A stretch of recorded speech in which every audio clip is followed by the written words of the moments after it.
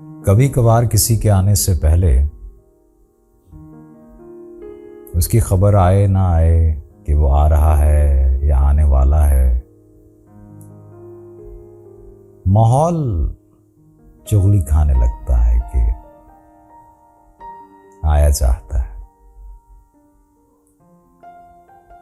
हजरत फैज की एक गजल के कुछ शेर आपकी नजर करता हूं कि नसीब आजमाने के दिन ना रहे हैं, नसीब आजमाने के दिन आ रहे हैं, करीब उनके आने के दिन आ रहे हैं।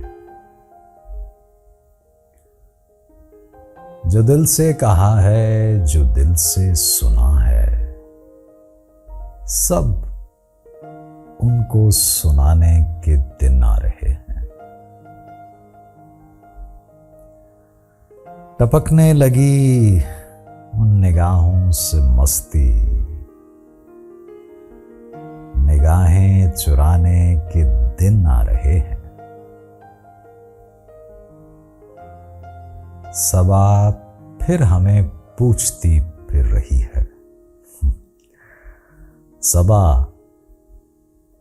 फिर हमें पूछती फिर रही है, चमन को सजाने के दिन आ रहे हैं। चलो फैज फिर से कहीं दिल लगाएं, सुना है ठिकाने के दिन आ रहे हैं, सुना है ठिकाने के दिन आ रहे हैं।